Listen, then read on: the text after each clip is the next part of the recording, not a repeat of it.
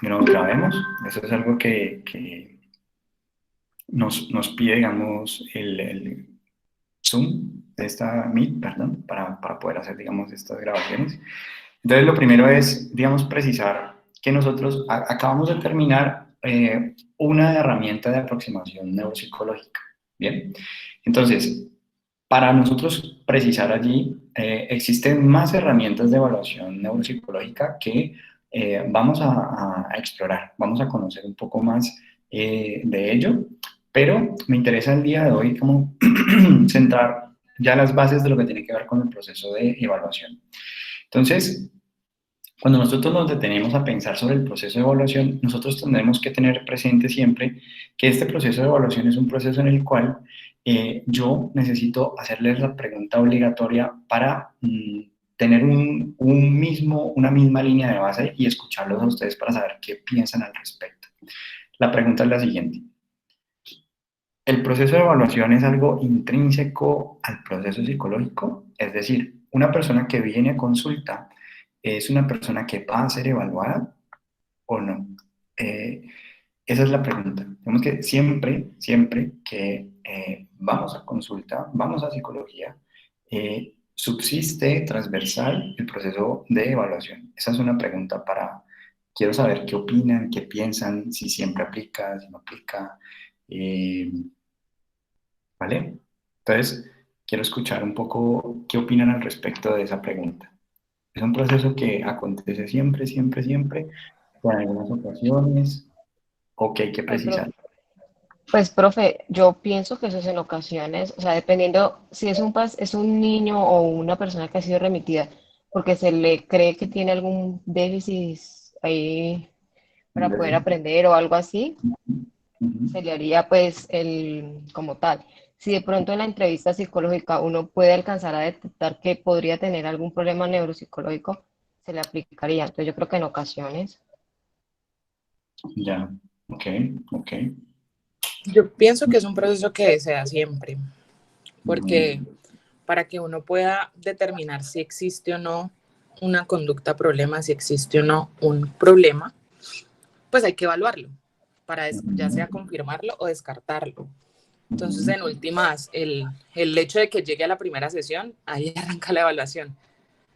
Entonces, o desde que te llame a pedirte la cita, Ujú. porque pues en últimas, o sea, no implica que tú evalúes porque hay un problema, no, tú evalúas para determinar qué está pasando. Ujú. Ok. Pues Profe, bueno, ¿están de acuerdo? ¿Están en desacuerdo? yo ¿Vale? estoy de acuerdo con Giselle y yo creo que es necesario, porque siempre tiene que haber como un proceso o algo para poder, o sea, yo digo que si está ya yendo a consulta hay un porqué, entonces desde ahí ya parte en que debe haber una evaluación, ¿no? Creo yo. Ok. Bien. Listo. Ok, no sé si los demás están con alguna posición, una tercera posición, un depende, ¿no? La relatividad que a veces es muy seductora, pero sí hay que poner una posición, ¿sí o no? ¿Vale? Y en ese caso, digamos que es importante precisar que realmente el proceso de evaluación es un proceso transversal. ¿Eso qué significa? Que todo el tiempo estamos haciendo evaluación. Ya el asunto, que quizás es lo que de pronto María del Carmen de pronto la confundió, es el hecho de la utilización de instrumentos complementarios, es decir, la aplicación de instrumentos. Y entonces ahí uno diría, ok, bueno, no siempre vamos a utilizar instrumentos o siempre vamos a utilizar instrumentos. Y de pronto ahí es donde está un poco la tensión, ¿no? La dificultad. Entonces, ¿qué es lo que nosotros tenemos que partir siempre de base? Es que nosotros somos, como psicólogos, los que estamos encargados de determinar el estado de salud mental de una persona, ¿vale? O sea, nuestra competencia, ¿vale? Nuestro asunto está casi que altamente relacionado con la capacidad que tenemos nosotros como psicólogos para resolver problemas psicológicos. ¿Vale?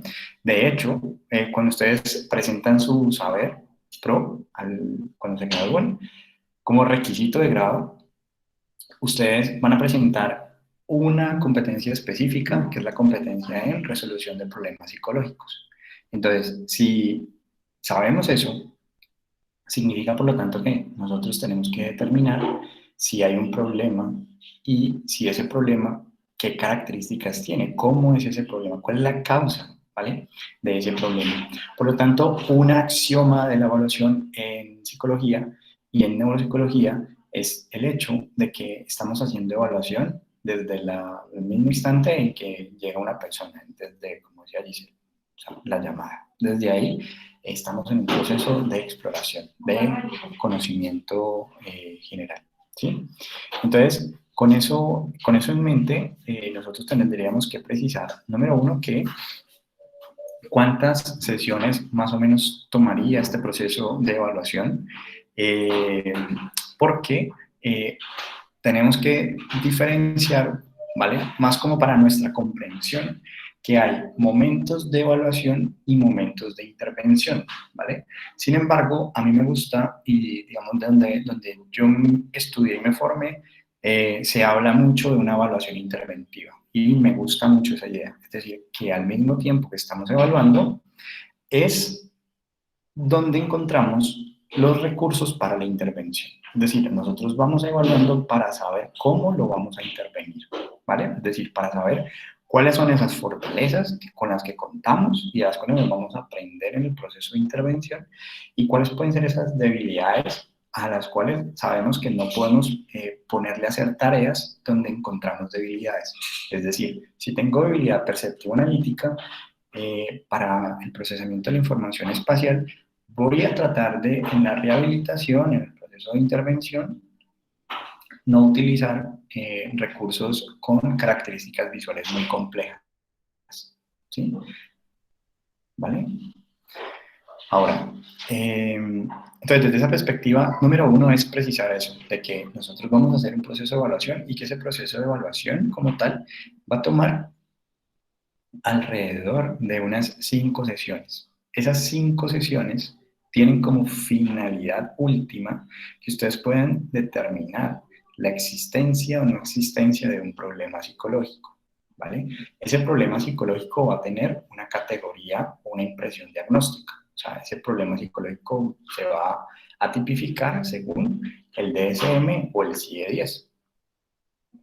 Entonces, ese problema psicológico, nuestra tarea consiste en que nosotros podamos disminuir el margen de error, ¿vale? Es decir, nosotros sabemos, partimos de la base de que lo que ustedes están viendo lo están viendo en la corteza occipital, ¿sí? Y que por lo tanto no podemos acceder directamente a la realidad. O sea, todo lo que nosotros nos encontramos a nuestro alrededor, el tacto, el gusto, el olfato, todo está a través de nuestros sentidos. Por lo tanto, directamente nosotros no podemos acceder. Y como no podemos acceder directamente, pues existe una interpretación de la realidad. Y como existe una interpretación de la realidad, entonces nosotros tendríamos que reconocer que nuestra tarea consiste en tratar de interpretarla con el menor error posible.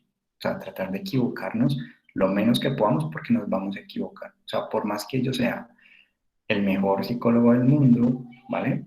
Yo no tengo la última palabra, la última verdad sobre el mundo subjetivo del otro, porque finalmente pues el otro tiene la posibilidad de elección. Yo sí puedo decir que el pronóstico, o sea, va muy seguramente a pasar esto, muy seguramente tiene esto, ¿vale? Pero entonces la intencionalidad es que nosotros todas esas decisiones las tomamos con base en pruebas, con base en evidencias psicológicas. Entonces, desde esa perspectiva, número uno es reconocer nosotros nuestro papel. Entonces, mi papel en el proceso de evaluación es determinar la presencia o ausencia de un problema psicológico y sus causas.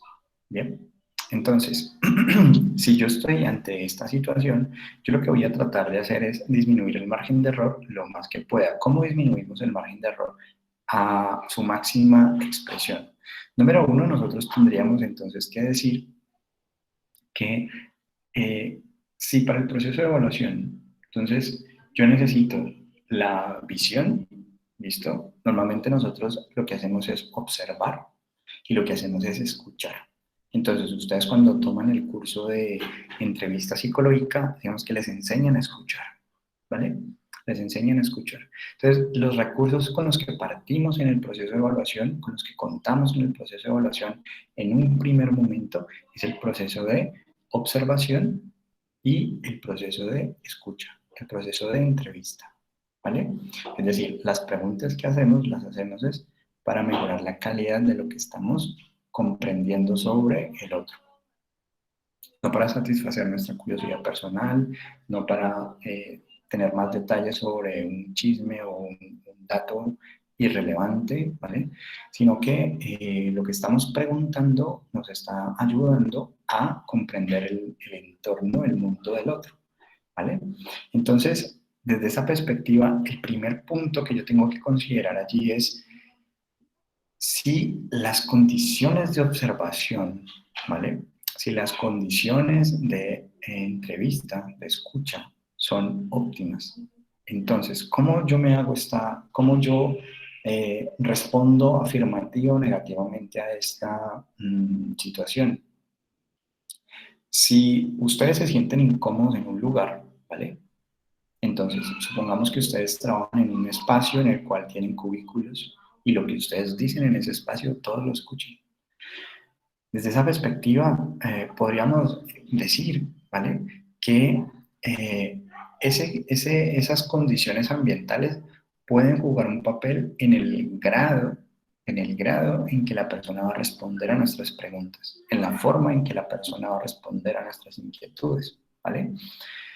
Entonces nosotros tendríamos que tratar de controlar en la medida de lo posible, ¿vale? O sea, de entrada, digamos que yo les diría, ok, si ustedes van a tener un espacio donde van a realizar un proceso de entrevista y de observación, que ese espacio idealmente esté con el menor ruido posible, lo más privado posible, que ustedes cuando entren se sientan seguros, ¿vale? Que ustedes no sientan que en cualquier momento pueden entrar y que se pueden sentar al lado y que ustedes pueden escuchar lo que el otro está hablando, porque si el otro lo pueden escuchar, también los puede estar escuchando en lo que dice. Entonces, desde esa perspectiva, número uno importante es controlar entonces el espacio de ambiente. Ese espacio de ambiente, por lo tanto, puede tener desde ruidos ambientales, que nosotros podemos decir, bueno, los puedo controlar, o más bien, por ejemplo, no sé, cuando ustedes se gradúen, seguramente les van a decir cosas como, van a empezar a buscar consultorio, y entonces los espacios de consultorio es bueno que vayan en diferentes horarios a mirarlos, porque en el horario en que van puede que haya silencio, pero en otro horario que van hay mucho ruido. La intencionalidad es que ustedes puedan decir, en este espacio tengo garantías de que hay silencio, ¿vale? No, porque es que sueltan el perro, porque es que... Y hay diferentes situaciones en las cuales no es óptimo, digamos, ese espacio para un proceso de evaluación.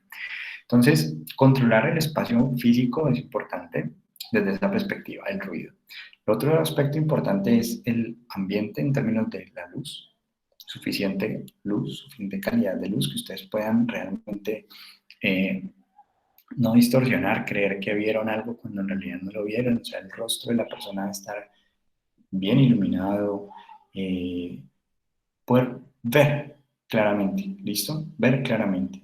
Y por el otro lado está el asunto del espacio, cómo está distribuido, cómo ustedes lo organizan, cómo ustedes lo disponen.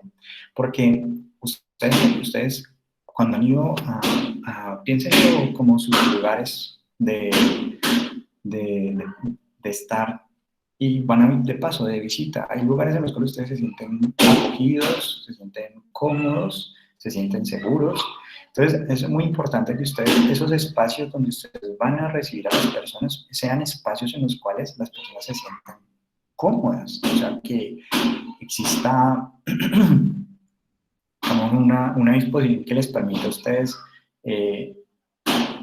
pues dependiendo del enfoque que ustedes tengan, pueden decir, no, es que nos vamos a sentar pues, silla y silla sin nada que nos limite, ¿cierto? Pero al mismo tiempo, algunos dirán, no, a mí me gusta tener mi escritorio, bueno, pero lo importante es que en ese espacio como tal, ustedes puedan, ustedes como psicólogos, sentirse seguros, sentirse a gusto, ¿vale? Como rico estar en mi consultorio. Este es mi consultorio y me gusta. Que ustedes sientan eso. Si ustedes sienten eso, el otro lo va a sentir, en últimas, ¿vale? Entonces, con eso controlamos ahí esa parte y tendríamos entonces un porcentaje controlado de error. Supongamos que ese porcentaje de error sea un 5, un 10% del resultado. La idea es que ustedes al final puedan decir, tengo un 99,999 de certeza, ¿vale? De que los datos que tengo son datos en los cuales puedo confiar. O sea, puedo tomar decisiones con base en ellos. Y no quedarme con la duda de si este dato que acabo de obtener es un dato, es un dato complicado, es un dato que estuvo de pronto, no estoy seguro de si escuché bien, no estoy seguro de si eso fue lo que él quiso decir, no estoy seguro. Cuando yo tengo dudas respecto a ese dato, ya el margen de error, el margen de equivocación se amplía mucho. Por lo tanto, la recomendación es no quedarnos con esas inquietudes y precisarlas, ¿vale? Controlarlas, en últimas, ¿sí? Ahora, otro elemento que también puede contribuir a afectar el resultado del proceso de evaluación es el hecho de reconocer a la persona que estamos evaluando. Reconocer a la persona que estamos evaluando tiene que ver con si estamos evaluando, por ejemplo, a un adulto mayor, ¿vale? Y entonces ese adulto mayor tiene cataratas, la disminución de la visión se va a ver afectada, ¿sí? La calidad de su visión. Por lo tanto, yo puedo decir que tengo mi espacio iluminado, que tengo muy buena calidad de luz, etcétera, pero si yo no he resuelto, si yo no he corregido, digamos, esa situación, ¿vale? O sea, no hay una operación de cataratas, está en proceso esa operación, todos los instrumentos de evaluación que impliquen lápiz y papel para el procesamiento de la información, vamos a tener, digamos que una fotografía desdibujada de lo que está pasando. Porque el proceso de evaluación en últimas es coger la mente, ¿vale? Coger la mente, que es lo que estudiamos, y esa mente la vamos a desplegar, la vamos a tratar de ver para nosotros, como para tomarle una foto.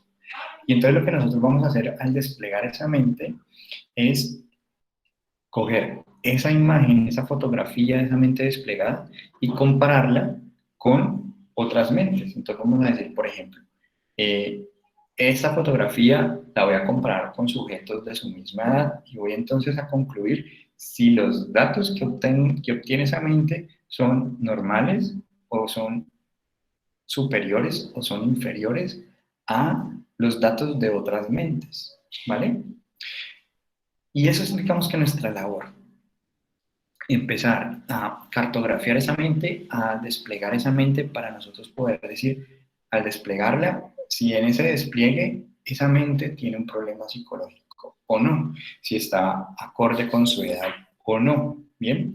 Por lo tanto, si yo tengo cataratas, cuando yo despliego la mente, ¿vale? Por más que yo tenga todo lo demás controlado, luz y demás, pero el instrumento que estoy utilizando es un instrumento que para su éxito requiere la calidad visual, pues entonces voy a tener una imagen que se va a corresponder cuando lo comparo con otras mentes como si tuviera un deterioro, como si tuviera un déficit. La pregunta entonces lógica es, ¿en realidad tiene un déficit? ¿Vale? Esa mente, o ese déficit se debe a la debilidad visual, a esa catarata que no ha sido corregida, ¿vale? Entonces, para nosotros es muy importante decir, muy bien, o sea, los resultados que estamos observando, que estoy obteniendo en este momento, porque no puedo esperar a que lo operen, no depende de mí, digamos, que hacer la cirugía, etcétera, es, si no tengo otra alternativa y tengo que evaluar, tengo que emitir un concepto, es decir, tiene un problema o no lo tiene, yo tengo que entonces decir que una de las causas que puede explicar ese problema, porque lo va a tener, o sea, lo va a tener, eso no tiene como, básicamente lo que vamos a hacer es identificar qué problema tiene, pero de que va a tener un problema, lo va a tener. Es entonces reconocer que tenemos una causa que puede explicar esa mente como está, ¿vale? Pero si yo puedo elegir y yo puedo decir, y ahí es importante que ustedes como psicólogos también tomen esas decisiones, es decir, bueno, entonces yo pues voy a aplicar, voy a utilizar otro instrumento que no dependa, ¿vale? Que no dependa de la calidad de la visión para obtener el mismo resultado, el mismo concepto, ¿vale? O sea, yo quiero, digamos, eliminar de la ecuación la calidad de la visión para poder dar cuenta de el estado de su mente. Y entonces ahí la pregunta lógica es, profe, ¿cuáles instrumentos no dependen de la visión? No dependen, porque casi todos los instrumentos tienen la intención de la realización mediada por lápiz y papel. Por lo tanto, casi que diríamos que una persona que tiene debilidad visual va a verse siempre alterada su calidad, su resultado, su desempeño.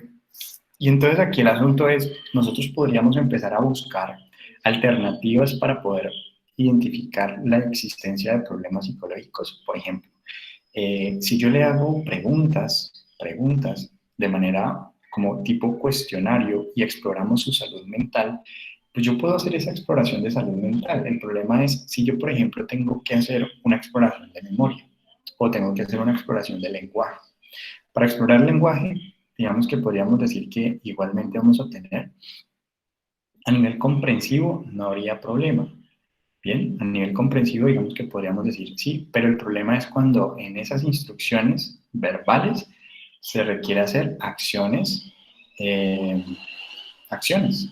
Entonces, si por ejemplo tendría una instrucción verbal, dice por ejemplo, antes, como la del perro y la señora, antes de muéstrame dónde camina el perro, detrás de la señora y adelante del auto. Ahí, si tenemos una debilidad visual, por más que estemos hablando de perceptivo analítico, pues vamos a constatar que efectivamente esa catarata está generando una debilidad de perceptivo analítico, ¿vale? Hasta ahí, digamos que uno puede decir, listo, tenemos una causa que explica el por qué. La intención con esto que les quiero como señalar es si existe la posibilidad de que construyamos nosotros unos instrumentos, unas tareas que nos permitan obtener el resultado que necesitamos sin pasar por la debilidad. Porque si tocamos la debilidad, pues vamos a ver, como lo que les decía en un principio, el proceso de intervención pues, se apoya de lo fuerte. Entonces nosotros necesitamos decir, ok, vamos a constatar cómo se encuentra y por esta causa. Ahora, si lo exploráramos por otro tipo de causa, ejemplo, podríamos tener un mejor resultado. Entonces el ejemplo es el siguiente. El ejemplo es la niña que llega remitida porque está a punto de perder el año, ¿sí? Cuando tenemos estas situaciones de pérdida de año, rendimiento escolar bajo, ese tipo de elementos, eh, cuando se da el proceso de evaluación, ¿vale? Lo que se empieza a notar es que hay un acercamiento de la hoja para la realización de todos los ejercicios. Es decir, lo que hace la persona es acercarse para poder ver qué es lo que hay en la hoja. ¿Bien? Y cuando uno con eso, uno empieza a pensar, muy bien, significa por lo tanto que yo lo que necesito controlar, entonces habíamos hablado del ambiente, ahorita estamos hablando del sujeto, yo lo que necesito controlar en este sujeto entonces es, ¿este sujeto ve bien? La pregunta entonces, si veo una persona que se pega mucho a la hoja o que hace esfuerzo para mirar, ¿vale? Inmediatamente la pregunta que se me tiene que venir a mí es, ¿cómo está viendo? ¿Vale? La calidad de su visión. ¿Listo? Por eso en nuestra historia clínica, cuando nosotros recogemos historia clínica, nosotros tendríamos que indagar por estos antecedentes clínicos importantes, sea que tenga yo una enfermedad heredofamiliar o tenga una enfermedad personal, ¿vale? Y ahorita digamos que lo vamos a mencionar de cómo elaboramos, digamos, nuestra historia clínica y nuestro resumen de esa historia clínica, pero lo que quiero que entiendan es el marco en el que estamos, tratando de reducir al máximo el error. Entonces que yo diga, ok, lo que estoy obteniendo es porque eso es lo que él puede dar, o es porque tiene una debilidad, porque no ve bien, y eso me ayuda a entender por qué tiene esa debilidad. Entonces, si le pongo gafas, la debilidad se va. Y entonces ahí no hay, digamos que magia, ni hechicería, ni mira, mágicamente la niña mejoró sus resultados académicos, sino que es un asunto de entender que como es la realidad que nosotros tenemos, está pesada por los sentidos. Si yo tengo debilidad en mis sentidos, pues entonces la calidad del mundo que veo, que escucho, etcétera, de todos mis sentidos, pues es una calidad empobrecida. Por lo tanto, las conclusiones que yo saqué acerca de ese mundo, acerca de que me pongan a pensar sobre ese mundo, a leer sobre ese mundo, a razonamiento numérico sobre ese mundo, pues va a tener siempre esa restricción perceptiva de base. Por lo tanto, eh, ustedes pueden hacer, por ejemplo, observaciones de aula. O sea, la recomendación es que esta evaluación no solamente sea consultorio, sino que ustedes también pueden involucrar a los participantes, preguntarle a los padres, preguntarle, digamos, a la profesora, preguntarle, digamos, al jefe, digamos, de esta persona si es a nivel laboral, porque de todos estos insumos de diferentes percepciones acerca de la situación, es que nosotros podemos tener evidencias que en últimas deberían de tener una coherencia, ¿no?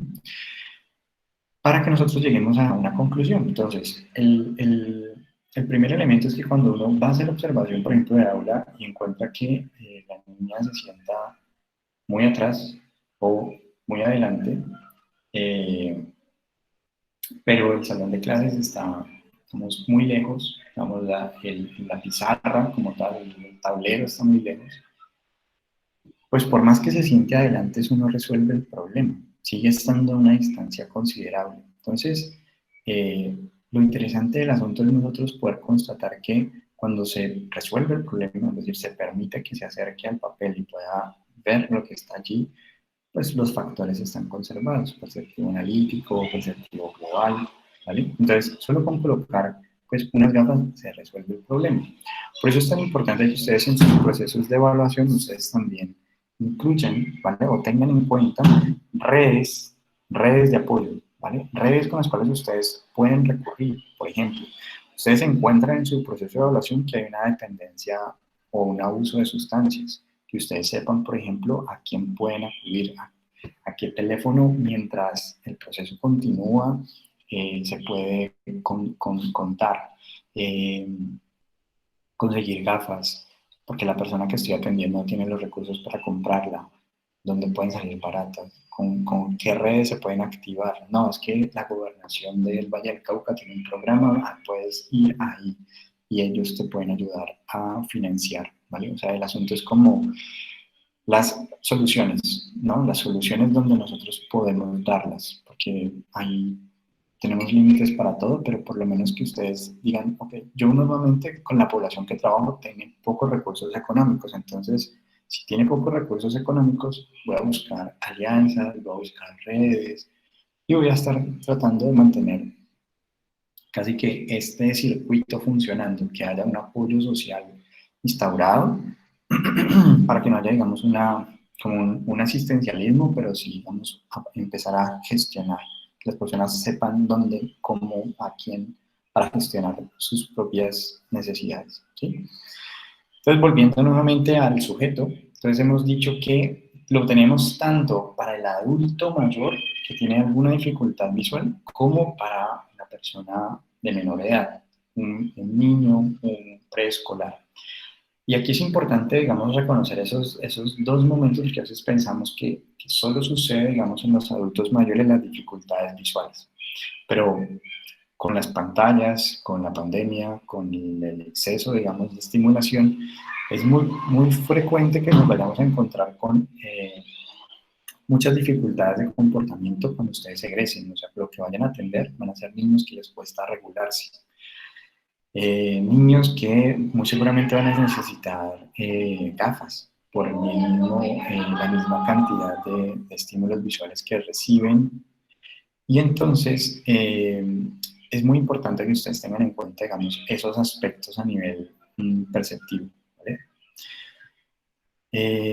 ¿Por qué? Porque si vamos a hacer una prueba de comprensión audioverbal, por ejemplo, vamos a evaluar el lenguaje comprensivo, necesitamos que ese oído esté funcionando adecuadamente, que no haya digamos, una disminución del oído, una hipoacusia.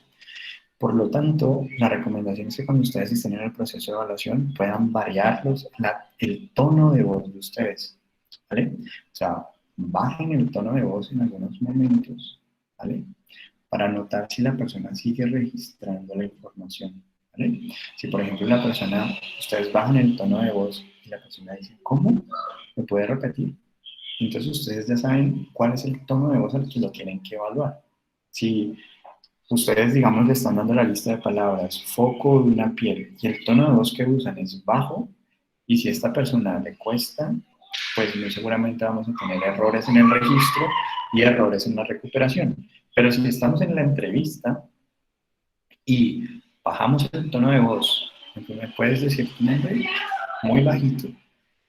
¿Cómo? ¿Me puedes repetir tu nombre? Entonces, ya con eso yo ya más o menos identifico cuál es el tono de voz en el que tengo que mantener el proceso de evaluación, ¿vale?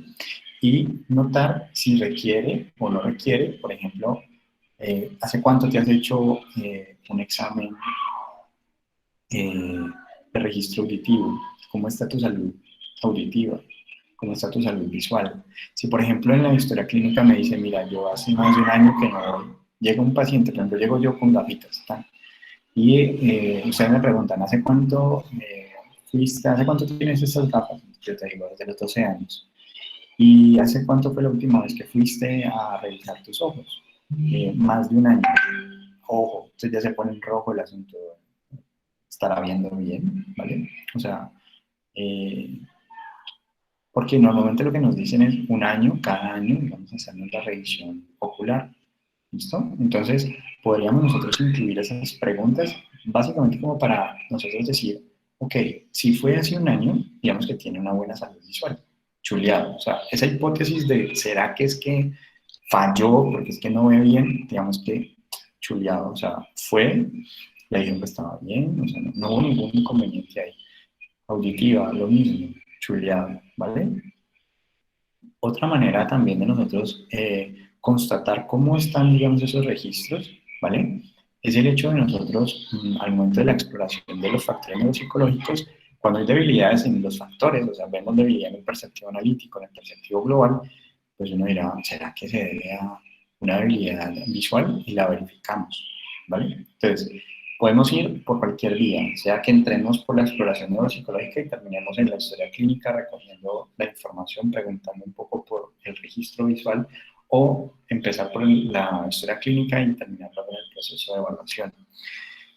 ¿Por qué les digo que existe la posibilidad de cambiar? Porque normalmente nosotros tenemos procesos estructurados, primero historia clínica y luego instrumentos. Pero muchas veces registramos con instrumentos porque no tenemos la posibilidad de recoger los datos en ese momento. Porque en la situación en la que nos encontramos es un niño que necesita movimiento. Entonces, si necesita movimiento, pues aprovechemos y evaluamos, ¿sí? Y luego recogemos esa información, vamos preguntando, vamos construyendo como la relación, la confianza.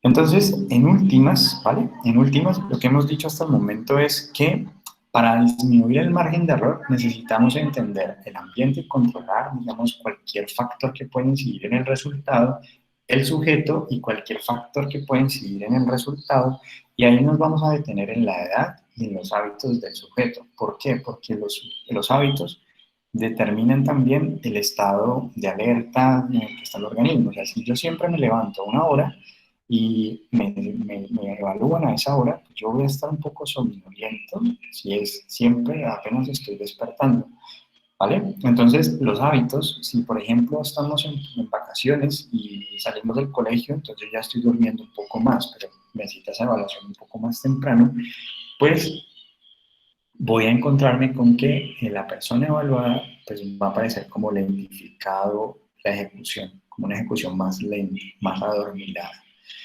Y entonces yo tengo que controlar, digamos, este asunto. Entonces, si yo empiezo a notar eso, ¿cómo hacemos para despertar a una persona? No es, digamos, básicamente todo se explica por la formación reticular. O sea, por la formación reticular pasan todas las vías aferentes y eferentes a la corteza cerebral. Es el primer bloque funcional del que hablábamos. Entonces, cuando la información, todo lo que viene de afuera, ¿vale? Aferente, es la misma, o sea, misma postura, mismo tono de voz, todo se mantiene igual, no hay cambios, o sea, lo que le estamos diciendo a la corteza es, puede dormirse porque no está pasando nada, ¿vale? No hay ningún cambio. Pero si por el contrario, yo llego y hago un cambio en mi manera de, sea un golpecito, sea que yo le diga, bueno, vamos a ponernos de pie y vamos entonces a saltar estos obstáculos y ahorita volvemos nuevamente. Esos cambios reactivan nuevamente el tono cortical, vuelven nuevamente el estado de alerta. Entonces yo recupero nuevamente y continúo el proceso de evaluación. Es importante nosotros empezar a reconocer que nosotros y nuestra actitud va a incidir mucho en la disposición del niño, de la persona, para realizar los ejercicios. Si yo, por ejemplo, no me intereso, no, digamos que no hago ningún tipo de retroalimentación, como bueno, la tarea consiste, supongamos, en hacer de los movimientos secuenciales, estos movimientos, ¿sí? Esos movimientos. Y yo lo hago en una postura corporal de, bueno, mira, vamos a hacer algo y vamos a hacer lo siguiente. ¿Listo? Vale. Ahí no hay ningún tipo de venir, vinculémonos, emocionémonos, esto es divertido, esto es chévere. Frente a que yo tome una posición más de venir, vamos a hacer algo súper chévere, vamos a hacer esto. Y mi tono de voz, y bueno, vamos a ver quién lo hace mejor, y vamos a ver quién lo hace más rápido. Ya de por sí empieza a aparecer un asunto competitivo entre el psicólogo y la persona evaluada. Entonces, muchas veces el asunto se convierte en cómo nosotros empezamos a construir una relación donde el otro tiene un papel protagonista. Por lo tanto, la parte de sujeto también es empezar a notar que la persona desde que ingresa viene en un tono emocional, ¿sí? Un matiz emocional.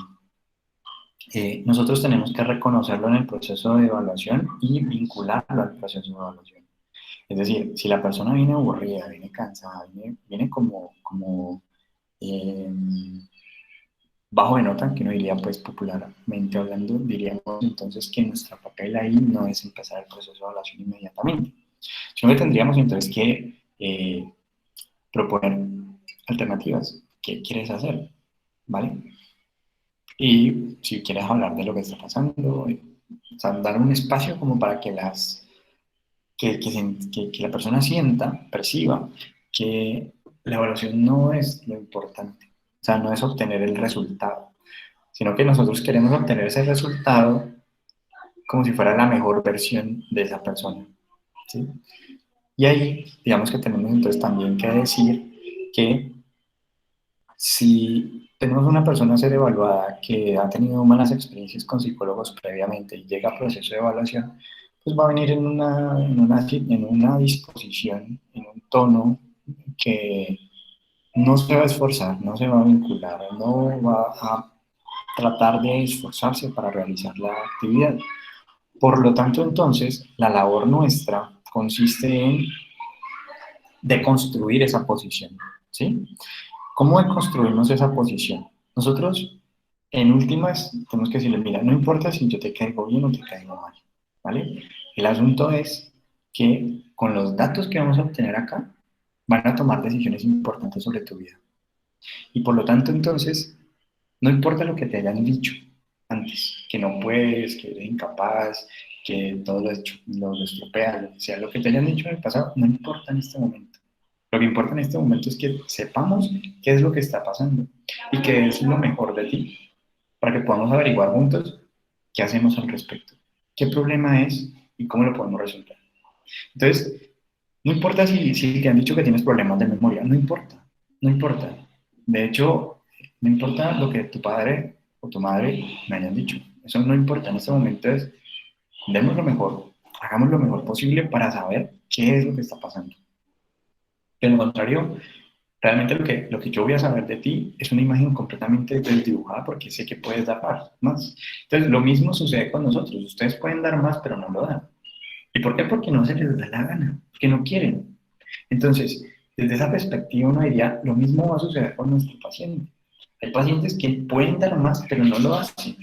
Entonces nosotros tendríamos que estar muy atentos a notar si efectivamente está muy vinculado con la tarea o es una historia la que está hablando allí. Es decir, yo no puedo, y me han dicho que yo no puedo, entonces si me pones a hacer esto, pues yo no puedo. Entonces te voy a demostrar que no puedo. No, no me muevo de la posición subjetiva, del rol que he tenido en mi vida, o sea, víctima.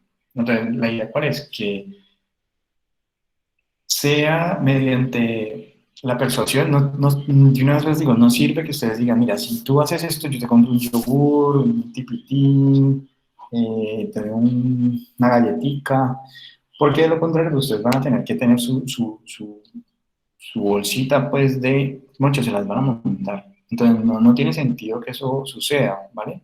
En cambio, nosotros sí podemos indicarle a la persona que en realidad nos importa sus resultados, que nos importa que le construya, que haga algo diferente, que lo haga lo mejor que pueda. No importa si eso está mal o bien, que lo haga lo mejor que pueda, que dé lo mejor, que haga lo mejor que pueda. Entonces, con eso hemos contemplado el asunto del sujeto. Y en términos del sujeto también nos importa su edad. Entonces, vimos los hábitos, vimos los elementos emocionales y ahorita vamos a hablar un poco de la edad. ¿Por qué es importante la edad? Porque la edad nos habla también de lo ecológico, del lenguaje que yo tengo que utilizar para que el otro me entienda. La edad nos dice a nosotros como psicólogos cómo me tengo yo como psicólogo que posicionar. Lo tengo que mirar mucho, lo tengo que mirar poco, lo tengo que direccionar mucho, lo tengo que direccionar poco, ¿vale? Por más que mi estilo sea no directivo, si yo tengo un paciente, tengo una persona que necesita dirección, pues mi posición inmediatamente será de direccionamiento, ¿vale? Directiva, porque el proceso de evaluación en últimas, pues es un proceso altamente directivo. O sea, por más que nosotros digamos, no, yo no soy muy directivo, nosotros le vamos a decir al paciente qué hacer, cuándo hacerlo, cómo hacerlo. ¿Bien? De ahí entonces que nuestra posición como evaluadores sea altamente directiva. Pero vamos a tener también en algunas ocasiones movernos hacia posiciones menos directivas. ¿En qué situaciones podemos hablar de situaciones menos directivas?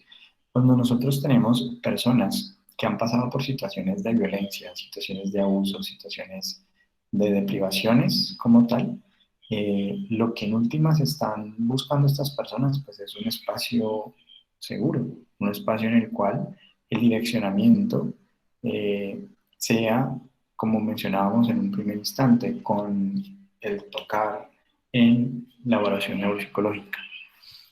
Distribuir nosotros, entonces, por lo tanto, que la edad nos determina el instrumento que vamos a utilizar también. Porque entonces, si tenemos un niño de 3 años y mi instrumento es de los 5 en adelante, pues no lo puedo utilizar. No puedo comparar un niño de 3 con uno de 5. Lo mismo para los adultos mayores. Tengo un adulto de 86 y mi instrumento llega hasta los 80. Tampoco lo puedo utilizar, tampoco lo puedo comparar. ¿Vale? Entonces es importante que nosotros contemplemos esas variables, esos insumos, ¿vale? Porque todos esos insumos en últimas nos están aportando a disminución de riesgo. Entonces la pregunta que yo tengo que hacer inmediatamente como lista de chequeo es, ¿utiliza instrumento adecuado? ¿A qué me refiero con eso? No, es que tiene una depresión. Bueno, ¿cuál es el instrumento que utilizaste? No, la evaluación neuropsicológica infantil, ¿vale?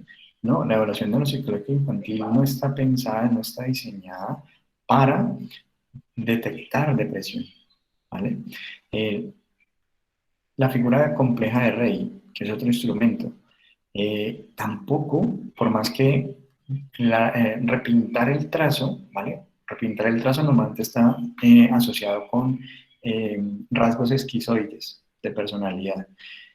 Por más que repinte, la figura de Rey no está pensada para diagnóstico de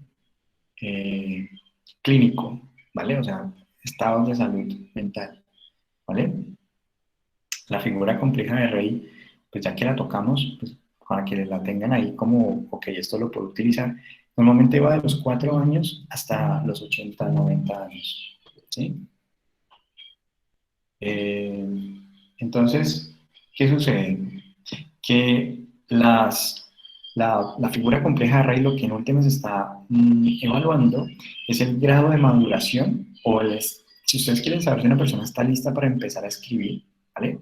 Normalmente se utiliza la figura compleja de Rey, porque tiene dos tipos de aplicación. La de los 4 a los 6 años es una, y de los 6 a los 80 es otra. Entonces, la figura compleja de Rey, en últimas, lo que nos dice es cómo la persona está registrando, haciendo análisis visual. O sea, es una tarea netamente para evaluación del perceptivo analítico y perceptivo global, ¿vale? Y la coordinación ojo-mano. O sea, lo que tendría que ver con cinético y sinestésico, ¿vale? Hace el análisis y hace la integración. En últimas, entonces, nos dice qué tan maduro está una persona a nivel grafo-motor, ¿vale? Y dejémoslo ahí, luego lo hablamos. Pero esa es una herramienta más neuropsicológica que psicológica. Profe, ¿Sí? ¿hay algún instrumento que mida los niveles de estrés o de estrés? ¿De estrés? Sí, sí. Hay, de hecho, en el laboratorio tenemos bueno, de estrés, tendría que revisar el inventario, si tenemos uno de estrés en el laboratorio. Hay uno de ansiedad, que es el que tiene que ver, casi que tenemos dos tipos de ansiedad. Una que es la ansiedad de estado o la ansiedad rasgo. La ansiedad de estado es la que prácticamente es como una característica de la persona, ¿vale?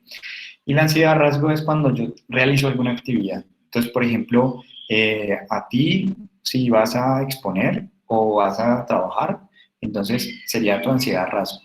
Y la ansiedad de estado sería la que sería intrínseca a ti. ¿Cuál es como tú? Entonces nosotros en últimas lo que podemos detectar es el grado, digamos, de ansiedad que tiene una persona, si es una ansiedad y se tipifica alta, media y baja. Pero los instrumentos, digamos, psicológicos que nosotros vamos a retomar, vamos a incluir los de ansiedad, o sea, digamos que los típicos, los más frecuentes, ¿vale? Y los proyectivos, porque también es importante que nosotros, por ejemplo, aprendamos a calificar una figura de Rey, perdón, una figura humana, ¿vale? El dibujo de la figura humana y el test de la familia, digamos que son dos recursos interesantes de test proyectivos que podríamos nosotros utilizar. El de Bender, yo no sé si lo conocen, si ya lo han visto, es que en algunos cursos me dicen que lo han visto, otros me dicen que no. Entonces, digamos que el de Bender... Ese es el de los colorcitos, que tiene unas, pues como varias, son varios ejercicios. Uno que es para la luz, los colores, otro que es para que con la mano se llegue a un punto como con un lapicerito. ¿Ese sí? No, ese es ¿De Bender? el de Bender. El de Bender es que tenemos más o menos como son unos estímulos que van en unas tarjetas y cada estímulo se tiene que dibujar. O sea, se muestra el estímulo y la persona lo dibuja. Y cada estímulo, digamos que tiene como la característica de que la persona puede distorsionar un poco el estímulo por lo que representa a nivel inconsciente, ¿sí? Entonces es una tarea más proyectiva y nos sirve también para la evaluación del desarrollo, como para más o menos decir, ¿está acorde con su desarrollo cronológico o no lo está? Pero entonces lo que no quiero, ¿no? En últimas es que terminemos como con muchos instrumentos y sin la claridad de cómo hacemos el proceso de evaluación, ¿vale? ¿Listo? Entonces, vamos a volver sobre instrumentos. Vamos a ver algunos instrumentos. De hecho, hay una como solicitud de parte del CELOA. Nosotros, digamos, este curso lo anclamos con el CELOA. El CELOA lo que hace es un proceso de remisión donde necesitan como la opinión del psicólogo, como el proceso de evaluación, como que es nuestro concepto, cuál es el problema, ¿vale? Y entonces ahí pues necesitaríamos tener en cuenta como unos horarios de atención, o sea, que ustedes puedan decir, bueno, yo podría estar en estos horarios realizando el proceso de evaluación. Pensaría yo que podríamos pensar que la posibilidad de estar cámara a cámara, o sea, tener como momentos de evaluación en los cuales la persona se conecta y ustedes se conectan y realizan el proceso de evaluación, utilizando, digamos, instrumentos que pues no dependen de la realización en laboratorio, porque digamos para eso entonces tendrían que estar con la persona en el laboratorio, poder digamos realizar las tareas, ¿vale? Eh, entonces sí hay que como organizar un poco esa parte, pero está esa como esa alternativa, ¿vale? Para aquellos digamos que digan, bueno, me gustaría hacer como el proceso de evaluación con alguien en particular, pues básicamente es como indicar por el chat que tenemos del grupo quiénes estarían interesados, en qué horarios podrían, y poder sistematizar todo eso, digamos, en una hoja de Excel o en una... O sea, que podamos ver como los horarios de cada uno y qué espacios pueden y eso, para yo poder concretar un poco como el asunto. Ahora, eso digamos que funcionaba antes de manera presencial, ahorita en la no presencialidad, a mí particularmente, les confieso, me da un poco de cierta temor, pues por el asunto de que estamos en este momento todos en la calle, todo casi que ha vuelto como a la normalidad, entonces la posibilidad, digamos, de contagio, pues es un poco más alta. Entonces, pensaría un poco que tratáramos de manejar, digamos, el curso mirando, digamos, los instrumentos, yo mostrándoles cómo se aplican, que si ustedes quieren aplicarlos a una persona particular y con ustedes como para practicar y saber cómo se aplica, lo que encontraron, ¿sí? Es decir, el de la evaluación del psicológico infantil, los de adultos, aplicarlo, aprender como que los dudas que me surgieron, etcétera. Pero en el fondo es tener esa estructura en la mente. Entonces, hasta el momento nosotros hemos hablado de esa estructura diciendo que la estructura de la evaluación, en últimas, el objetivo del proceso de evaluación es determinar la existencia de un problema psicológico, ¿sí? Y la causa de ese problema psicológico. Y que en ese triángulo hemos contemplado el ambiente y hemos contemplado el sujeto. Ahora vamos a hablar de los instrumentos que estábamos empezando a tocar. Entonces, los instrumentos que vamos a utilizar son instrumentos que son complementarios a el psicólogo. Es decir, nosotros, por más que quisiéramos ver con nuestros ojos absolutamente todo, como el ojo que todo lo ve, pues no podemos hacerlo. O sea, nosotros con nuestros ojos no podemos, eh, digamos que, podemos sospechar que existe algún problema, eso sí lo podemos, digamos que, intuir, pero constatar y verificar, ¿vale? Es lo que necesitamos entonces convencer.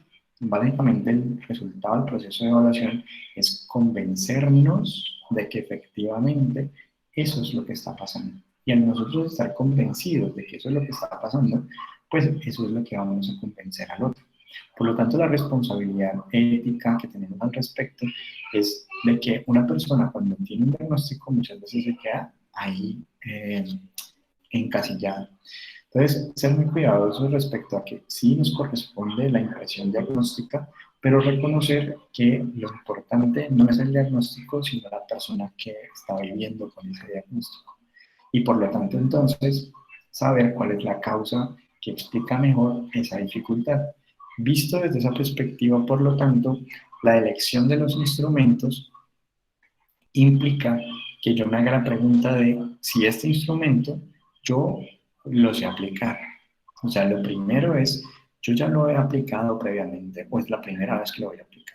Si es la primera vez que lo voy a aplicar, entonces yo cómo me voy a preparar para su aplicación. O sea, yo no puedo llegar el día de la aplicación a interpretar la forma en que lo voy a utilizar.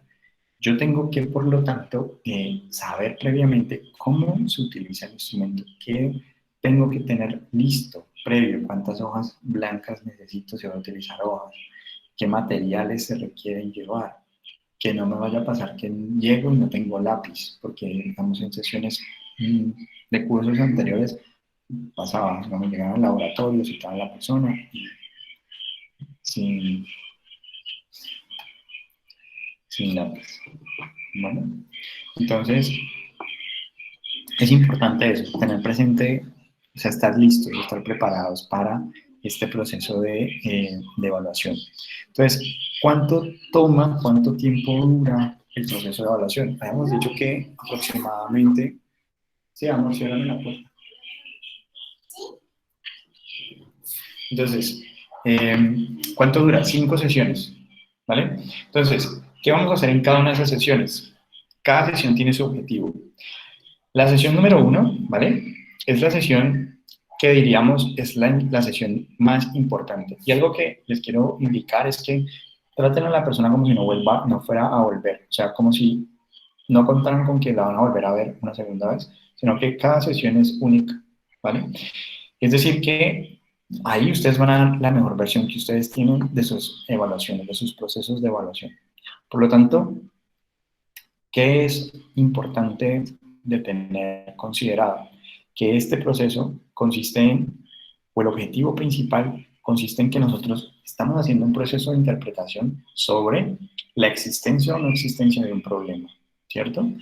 Por lo tanto, yo tengo que concentrarme mucho, mucho, mucho en la construcción de un puente entre yo como psicólogo y la persona que estoy evaluando.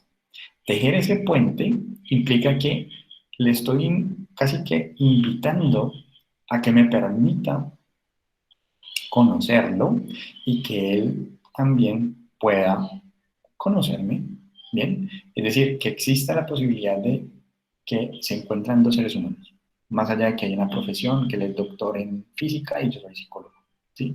No importa. El asunto cuál es, que la primera sesión es una sesión en la cual nosotros vamos a concentrarnos mucho, mucho, mucho, mucho en la calidad humana. O sea, lo más importante, lo que más tenemos que invertirle nosotros es en nuestra calidad humana y profesional. Y entonces, si ustedes hablan como hablan en la calle con los amigos, cuando llegan a su primera sesión, esa sesión es súper importante que ustedes aprendan ahí a practicar mucho cómo sería la presentación, cómo sería, digamos, nuestro primer encuentro con la persona. Entonces, muchas veces nos da mucho temor, por ejemplo, aquí todos están con sus fotos, ¿no? Ninguno tiene la cámara encendida porque realmente, bueno, pues, yo soy así, ¿no? Y uno trata de mantener, digamos que su, su, su estado, digamos, tranquilo. Ahora, ¿qué es importante entonces en esa primera sesión?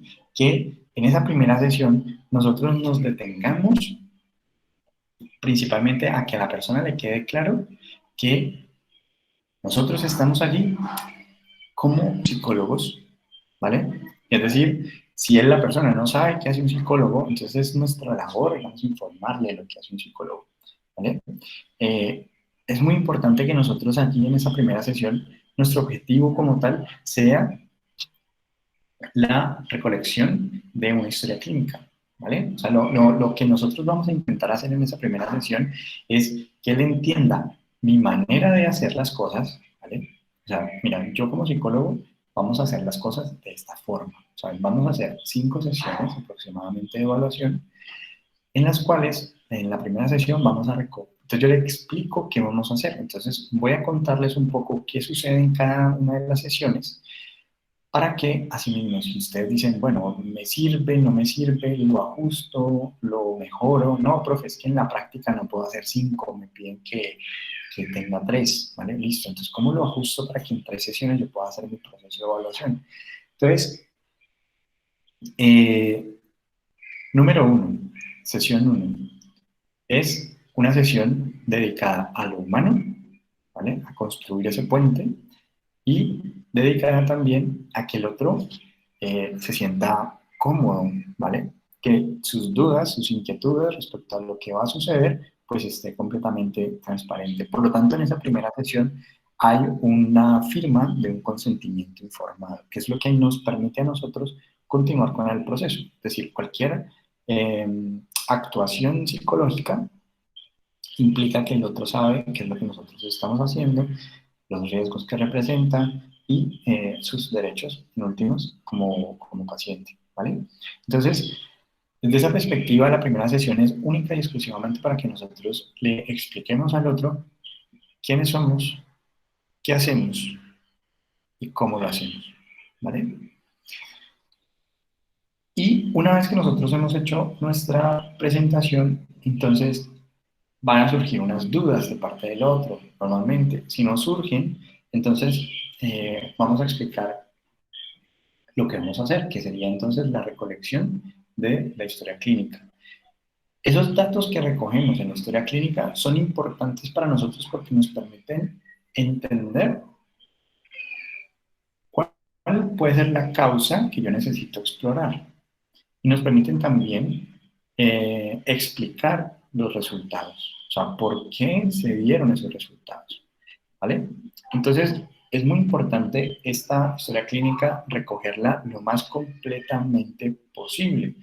¿Por qué? Porque cuando hay revisiones de estudio de caso, cuando se reúnen varios a conversar casos, a veces hay un vínculo que se establece con el psicólogo donde la persona le cuenta elementos de su historia personal que no lo sabe el médico, que no lo sabe nadie de los otros que están interviniendo en ese caso.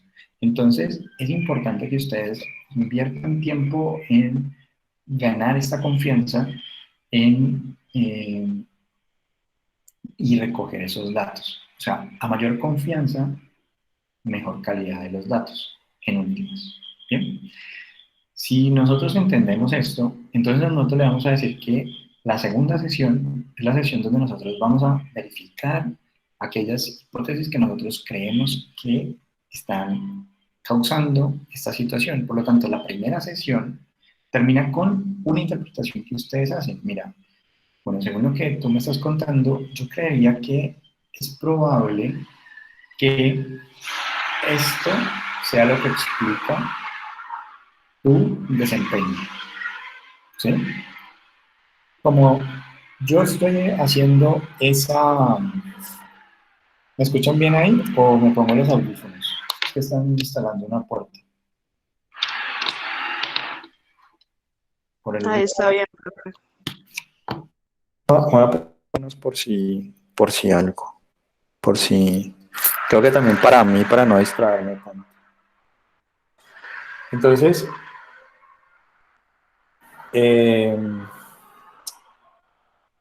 la segunda sesión, pues nosotros concluimos la primera casi que indicando lo que nosotros creemos que explica lo que está pasando, ¿vale? Entonces, ahí, por ejemplo, nosotros vamos a hacer uso de lo que sabemos en psicología, es decir, si, por ejemplo, el motivo de consulta, pues es una depresión, ¿vale? Si el motivo de consulta es un asunto afectivo-emotivo, un trastorno de ansiedad, entonces yo lo que necesito es decirle, bueno, vamos a explorar, vamos a verificar si, pues en estos momentos estás presentando una depresión o estás presentando alguna situación de las descritas, ¿vale? Entonces nos vamos a ver en la siguiente sesión y ahí vamos a utilizar este instrumento que sirve para eso, para evaluar si tienes o no tienes depresión. Y aprovecharé también porque considero que puede estar también asociado o relacionado y voy a explorarlo también, ¿vale? Entonces, yo con eso, en últimas, lo que estoy indicando es de que tengo un plan y ese plan, digamos que lo voy a seguir. Entonces, normalmente vamos a dar 2 sesiones de evaluación, ¿vale? Sesión 2, sesión 3, en las cuales nosotros hacemos evaluación, recogemos datos, aplicamos instrumentos, ¿vale? Porque nos estamos dando el permiso, el tiempo, para no obtener los resultados a la mansalva, sino que los vamos construyendo con el otro, nos tomamos el tiempo, que el otro entienda que lo que nos interesa es cómo lo hace, que tenga toda la disposición para hacerlo, ¿vale? Entonces no importa tanto la cantidad de instrumentos aplicados, sino que tengamos certezas sobre los resultados que nos han dado esos instrumentos. Lo siguiente que vamos a hacer a continuación, después de la sesión 2 y la sesión 3, es que en la sesión número 4 En la sesión número 4, lo que nosotros vamos a hacer es tomarnos ese espacio para escribir, ¿vale? Ahí es importante, digamos, dejárselo claro a la persona de que en la sesión 4 nosotros vamos a estar redactando su informe y por lo tanto es una sesión que es paga, como ese tiempo que ustedes van a invertir en la escritura, en la redacción, en todo esto, pues es una sesión que se paga, que va incluida, ¿vale? Eso lo pueden ustedes hacer, o sea, ustedes pueden decir, le digo a la persona, mira, voy a redactar el informe en la sesión número 4, y en la sesión número 5 yo te voy a entregar el informe, te voy a explicar lo que yo considero que está pasando y todas las inquietudes que tengas me las puedes hacer para yo indicarte lo que creo que tienes y por qué lo tienes, ¿vale? Por lo tanto, estaríamos hablando de alrededor de máximo un mes para, entre la primera sesión y la última sesión, dar con una posible causa y una determinación de un problema, ¿sí? Yo al principio del curso había pensado que fuera, por ejemplo, tomarnos todo el semestre. Por ejemplo, los del CELOA me dijeron, necesitamos que sea antes, o sea, y eso nos llevó entonces a esta propuesta. ¿Cómo lo hago yo en la vida práctica? Es decir, mi consulta, pues es así. O sea, yo lo que les enseño, pues es lo que yo hago. Entonces, 5 sesiones, ¿vale? En las cuales están así, digamos, estipuladas las alternativas de evaluación. Y como tal, entonces, a lo que nos vamos a ver abocados en este momento es cómo nosotros nos presentamos para que esa primera sesión sea lo más cálida posible, ¿vale? Y entonces aquí pues les voy a pedir, si no quieren prender la cámara, está bien, ¿vale? Porque pues digamos que cada uno está como en su lugar privado, pero pues por lo menos que activen su micrófono y me hagan sentir a mí como si yo fuera su paciente, ¿vale? ¿Cómo me harían sentir cómodo a mí en mi primera sesión? ¿Qué me dirían? Entonces, son la mañana, entonces podríamos decir buenos días, podríamos empezar por ahí. Podemos empezar por ahí y decir buenos días, mi nombre es tal, ¿vale? Les voy a darles como una estructura general y ustedes de ahí pueden improvisar, pueden ir un poco más allá, un poco más acá, pero en últimas es como su sello personal. Entonces, buenos días, mi nombre es Alejandro Botero, soy tu psicólogo. No sé si sabes qué hace un psicólogo. Si la persona dice que no, entonces le diría algo como, un psicólogo está para saber qué está pasando porque por alguna razón las cosas que estás haciendo no te están funcionando. Y pues los psicólogos estamos aquí pues para poder saber un poco eh, cómo podemos resolver algún problema que te esté pasando. Eh, la forma en la que vamos a trabajar es una forma en la que yo te voy a hacer una serie de preguntas para saber muy bien casi que cuál es la razón por la que estás aquí. Y si se necesita, si se requiere, pues vamos a explorar con unos instrumentos de apoyo para verificar las posibles como causas que juntos vayamos a detectar. Por lo tanto, más o menos el proceso toma alrededor de unas 5 sesiones del proceso de evaluación, porque hay personas que llegan desde el primer momento, dígame qué tengo, dígame qué me pasa, dígame por qué me pasa en la primera sesión. Entonces es importante que nosotros no nos dejemos empujar o llevar. Mi papá, por ejemplo, dice algo que me parece muy valioso, es nunca dejarte llevar a tu nivel de incompetencia. Es decir, si tú sabes que no puedes dar una respuesta certera en ese momento, pues no te dejes llevar a ese nivel de incompetencia, ¿vale? Entonces, volviendo nuevamente, diríamos, exploraríamos juntos la posible causa y eso más o menos nos va a tomar unas 5 sesiones, donde la cuarta sesión es una sesión en la que voy a dedicarme exclusivamente a redactar tu informe. Para la quinta, yo puedo explicarte casi que fueron los hallazgos que encontré, qué causas están allí presentes y, si estás de acuerdo, continuar con el proceso entonces de intervención, ¿vale? Aquí tengo el consentimiento informado. En este consentimiento informado están tus derechos, está explicado lo que yo voy a hacer. Nuevamente es una entrevista y la aplicación cuando se requiere de algunos instrumentos. Todos los instrumentos que vamos a utilizar son avalados por la comunidad a la que pertenecemos, es decir, al Colegio Colombiano de Psicólogos, Y cualquier duda, inquietud que tengas, con mucho gusto, ¿vale? Pero para poder iniciar, pues necesitamos dejar firmado este consentimiento informado, qué inquietudes tienes, ¿vale? Esa es una vía, ¿vale? Es una posibilidad, ¿vale? Otra posibilidad distinta, ¿vale? Otra posibilidad distinta es, buenos días, ¿cómo está? Bueno, cuénteme, ¿qué le trajo por acá? Ah, ¿listo? Bueno, cuénteme a qué vino, ¿no? Más o menos, pero pues no así. Cuénteme un poco, a ver, cuénteme en qué le puedo ser útil, ¿vale? Cuénteme qué pasa, en qué puedo ayudar, ¿vale? Entonces la persona nos relata lo que le está pasando, ¿vale? Entonces a partir de ahí, entonces digamos que supongamos, no, es que estoy harto de mi hijo porque consume sustancias y yo sé que consume, pero cada que le pregunto me dice que no, ¿sí? Supongamos que tengamos ese motivo de consulta. Entonces, a continuación, ¿qué vamos a hacer nosotros? Vamos a explicarle lo que hacemos. ¿Listo? Bueno, mira, te voy a explicar entonces cómo vamos a funcionar. Listo. Lo primero, y entonces puedo contarle que vamos a hacerlo en 5 sesiones, que necesitamos la firma del consentimiento informado, que seguramente vamos a necesitar la participación de su hijo, de su hija en el proceso, ¿vale? Y que por lo tanto entonces voy a sacar de una vez el consentimiento parental. Entonces le voy a decir, mira, lo que yo voy a hacer con tu hijo, pues también tienes que dejarlo firmado, ¿vale? Tenemos esas situaciones, entonces las posibilidades, la creatividad, o sea, el sello personal es brutal, o sea, a veces uno dice, yo lo tengo súper ensayado y voy y me sale re mal. ¿Por qué? Porque no, la persona con la que estoy no puedo como sentirme a gusto o eh, llego tarde, a veces, ¿vale? O sea, que uno dice, vengo ya a las 8 la cita y trancón, etcétera, etcétera, etcétera. Llego tarde, no llegue incómodo, ¿vale? Llegue incómodo a la sesión.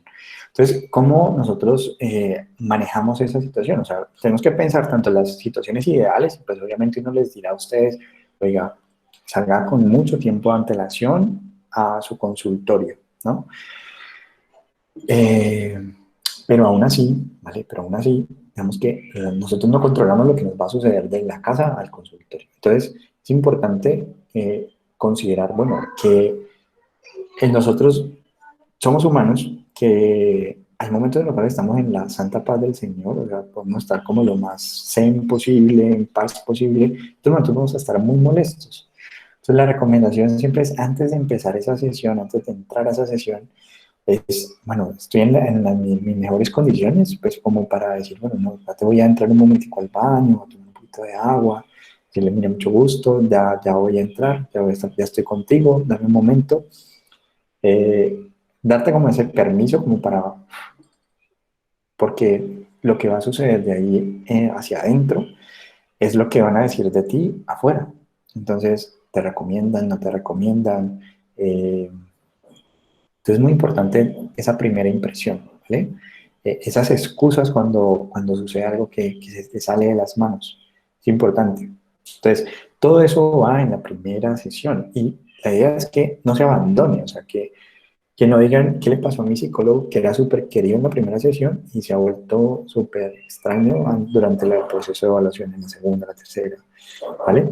Entonces, importante es que nosotros seamos los mismos. Intentemos por lo menos ser constantes en la manera en que abordamos a nuestros pacientes. Como que uno diga, me gusta este psicólogo porque, mira, te lo recomiendo porque él es así. Y resulta que van y resulta que encuentran a otra persona. Dicen, vení, pero si estamos hablando de la misma persona, que eso no nos suceda, que eso no nos pase. Entonces, esa es, digamos que, nuestra primera sesión. Las siguientes sesiones, digamos que son un poco más fluidas porque ya sabemos quién es la persona que estamos atendiendo. Recomendaciones para las segundas y terceras y las cuartas y las quintas sesiones es que ustedes idealmente traten de tener un mismo horario de atención. O sea, yo a este paciente lo veo siempre a tal hora, ¿vale? ¿Por qué es tan importante, digamos, esos hábitos en ustedes? Porque eso les ayuda a organizarse en términos de, tengo a Pepito los lunes a las 8. Por lo tanto, cuando venga, yo ya más o menos recuerdo el nombre de mi paciente y no tengo que estar ahí como diciendo, no me acuerdo cómo se llama, ¿sí? Sino que previamente yo ya tengo listo cuáles son los pacientes de mi siguiente día y así sucesivamente. Casi que mi agendita la tengo organizada para saber a quién estoy viendo. Vamos a tener un límite, digamos, de capacidad. Por más que quisiéramos atender a todo el mundo, no lo vamos a poder hacer. Entonces es bueno que ustedes entre ustedes también tengan redes de apoyo. O sea, que ustedes, por ejemplo, digan, bueno, Giselle es buena para los niños, entonces cuando tenga niños se los voy a remitir. Ah, no, es que María Fernanda es buena para adultos mayores, para adultos jóvenes, para, ¿vale? No, Lorena es buena para problemas de aprendizaje. Entonces, ¿vale? Crear esas redes es importante porque les permite a ustedes mantenerse activos. Entonces, ya ustedes saben que hay psicólogos que les remiten bastante y ustedes también remiten bastante. Entonces, es como un ganar-ganar. Dicho todo eso, pues van a suceder las sesiones de evaluación en el mismo escenario. Es decir, la siguiente sesión, la segunda sesión, casi que va a empezar como, ¿cómo estás? Mucho gusto. Ya nos conocemos, ¿cierto? ¿Te acuerdas cómo me llamo? Porque a veces puede pasar que pasa olvida, digamos, al psicólogo. Entonces, importante es que en la siguiente sesión, pues simplemente es invitarlo. Bueno, ¿te acuerdas que te había contado que íbamos a hacer esto? Entonces, mira, te voy a preguntar, supongamos que fuéramos a aplicar una entrevista para determinar el estado de salud mental. Quisiéramos explorar, bueno, yo no sé realmente cuál es el problema, ¿no? Que está presentando de salud mental, entonces voy a explorar de forma general un conjunto de síntomas para saber si hay la presencia o ausencia de ellos. Entonces ahí nosotros, el acontecer en ese instrumento, pues es algo un poco más de contextualización siempre de lo que el otro debe de hacer. Y si hay un cambio significativo porque la primera sesión era una sesión en la que él podía hablar libremente, o sea, podía hablar, desplegar su palabra, sentarse en la palabra si quiere, ¿vale? Y nosotros lo escuchamos y vamos indagando un poco respecto, ¿vale? Pero cuando utilizamos instrumentos estructurados, donde las respuestas son de sí, no, algunas veces, casi siempre, ese tipo de elementos, pues nosotros tendríamos que contextualizarlo. Contextualizarlo en el sentido de, bueno, este instrumento es un poco diferente a como veníamos hablando anteriormente. Yo te voy a hacer unas preguntas y tú me vas a responder si sí o si no se está presentando, ¿vale? O si es algunas veces, casi siempre, bueno, en una escala de 0 a 5, donde 5 es siempre y 0 es nunca, ¿qué tanto se está presentando esta situación? ¿Bien? Esa es una alternativa. La otra alternativa es autorreporte, es decir, que paso el instrumento y la persona registra y contesta. Todo eso, ¿vale? Lo podemos manejar en sesiones 2 y sesión 3. Y la sesión 5, que es la sesión, digamos, de cierre, es donde nosotros explicamos, por lo tanto, qué fue lo que encontramos. Por lo tanto, aquí no se trata de leer el informe durante esa sesión. Lo que se trata en últimas es de qué fue lo que encontramos y las causas que creemos que están explicando. Y entonces, lo que va a empezar a suceder es que para el paciente esa situación puede empezarle a dar pistas, ¿vale? De, ok, o sea, que entonces, ¿qué me sugiere hacer? O sea, ¿qué me recomienda? Entonces aquí, pues, si ustedes, por ejemplo, recomendaron un proceso terapéutico, pues ustedes pueden decir, mira, el proceso terapéutico lo puedes hacer conmigo o te sugiero a María Fernanda. Mira, María Fernanda, mira, este es el teléfono de María Fernanda, ¿sí? Pero siempre es explicar muy bien por qué a las personas pues, no les gusta mucho cambiar cuando se sienten cómodas con una persona, ¿vale? Entonces traten eso, de mantenerse como estables en la medida de lo posible, cuidar su salud mental también es importante. Luego de cada sesión, luego de cada proceso de evaluación, tener su propio ritual. Algunos harán zumba, otros irán al gimnasio, otros tomarán mucha agua, otros meditarán, otros irán a correr. Lo importante es que tengan un momento para ustedes para liberar un poco todo este proceso que no es un proceso sencillo, ¿vale?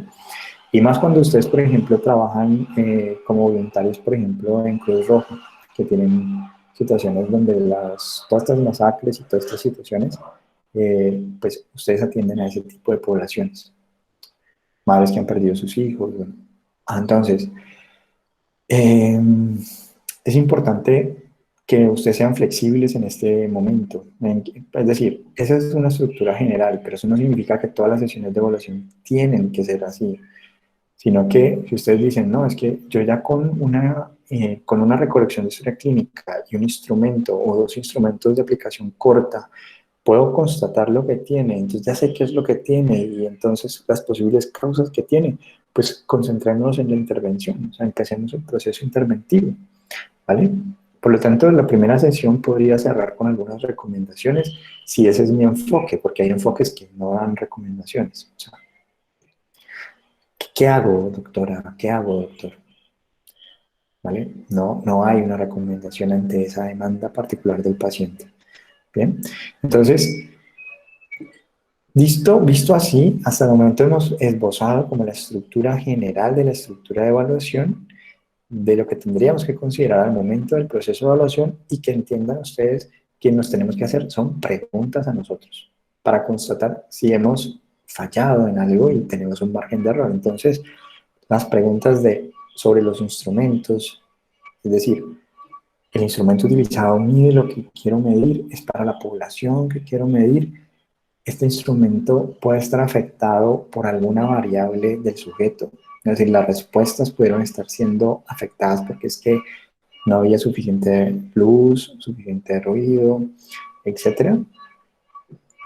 ¿Vale? Porque finalmente eso es lo que nos importa, que el dato que tenemos al final sea fiel a la persona que estamos evaluando. Lo más parecido posible, o sea, casi como una representación, una cartografía, como si tomáramos una foto, que esa foto no esté desdibujada por mi culpa.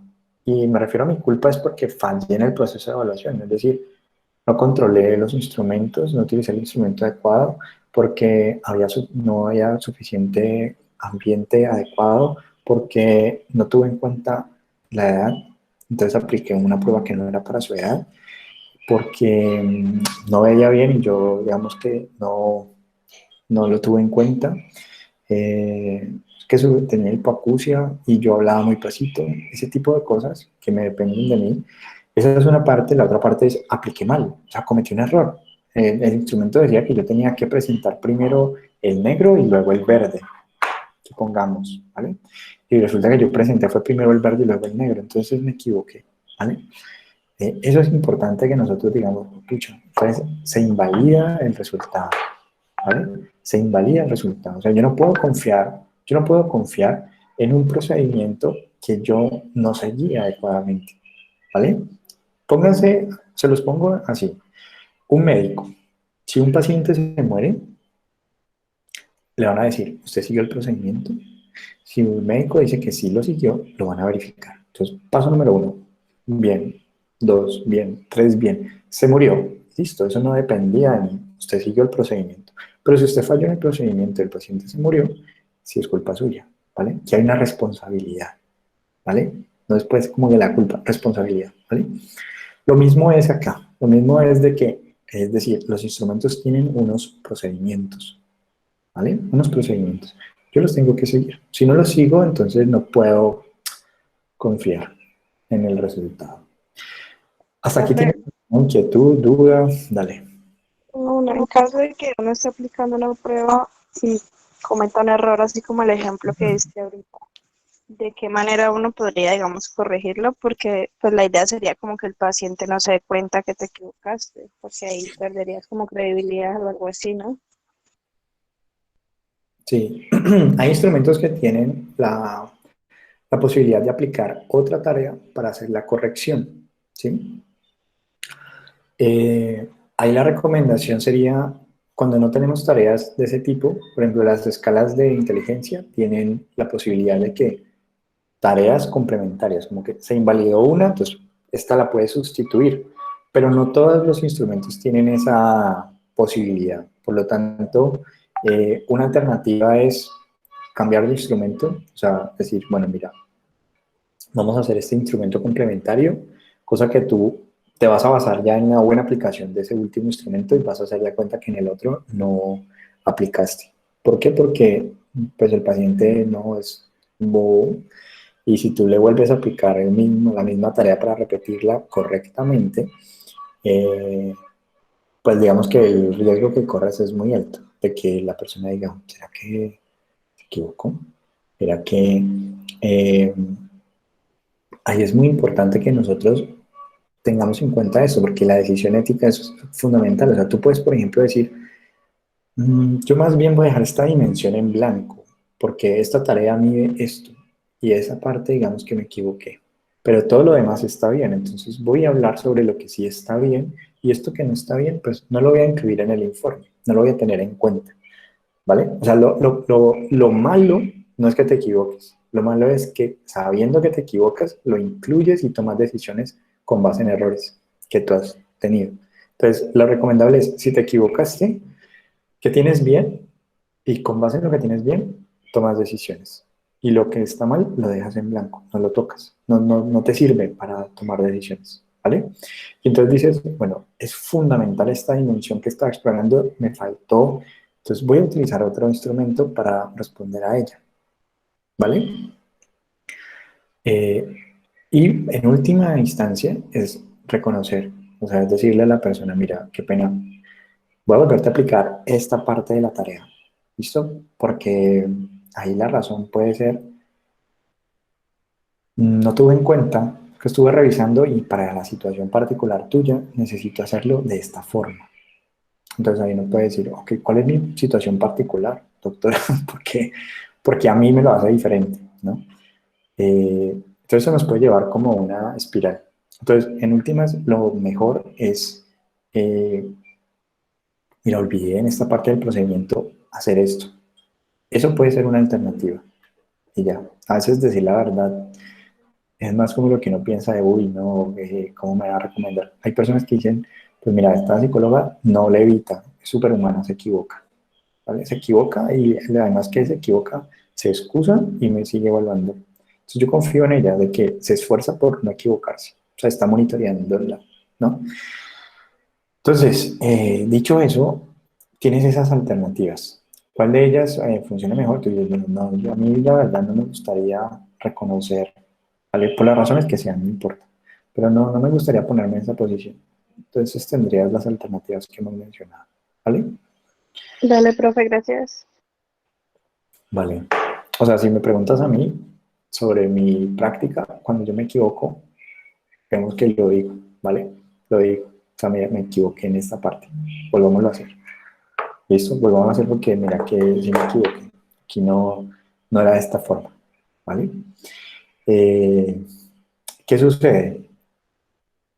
Con estos elementos, ¿vale? Con estos elementos tenemos una estructura de evaluación, es una estructura general. Ahora lo que vamos a hacer, la siguiente sesión de clase, ya es concentrarnos sobre los aspectos que van a ir al interior de esa primera sesión, es decir, los datos que vamos a recoger, los datos que vamos a incluir. ¿Listo? Y en esos datos que vamos a incluir son unos datos que son tanto para evaluaciones psicológicas como para evaluaciones neuropsicológicas. Vamos a tener esos dos elementos en cuenta al momento de construir nuestra propuesta de historia clínica. ¿Listo? No sé si tienen más preguntas. Entonces creamos un drive compartido o algo así para poner nuestros horarios. Bueno, sí, sería chévere que se creara un drive donde pudiéramos tener los horarios como tentativos de realización de evaluaciones y yo poder concretar entonces con la directora del programa pues la viabilidad, la posibilidad de hacerlo en estas circunstancias y todo lo que hay que tener en cuenta que a veces uno quiere hacer, pero pues depende también que le agregue, que bueno, todo ese tipo de cosas. Bueno, entonces sí, hagamos lo del Drive para por lo menos saber cuáles son esos espacios como tentativos y la forma en la que podríamos llevarlo a cabo. Yo me encargo de preguntarlo. ¿Listo? Vale, profe. Gracias. Vale. Bueno, no sé qué más inquietudes hay. Si no hay inquietudes, entonces pienso que podríamos dejarlo hasta aquí. ¿Ok? Profe, ¿tú estás subiendo al canal las otras clases? Es que no encontré la clase pasada. O en... Sí, no, tengo que subirlas, Ah, La de la semana pasada todavía no la he subido y pues voy a subir esta y la anterior. ¿Listo? ok, vale. Vale, Bueno, profe, gracias. bueno, vale. Entonces voy a dejar de grabar. Bueno, y pues bueno, entonces que estén muy bien, ¿listo? Igualmente. Profe, Vale. Gracias, profe. Chao, Que profe. esté muy bien. ya se fue.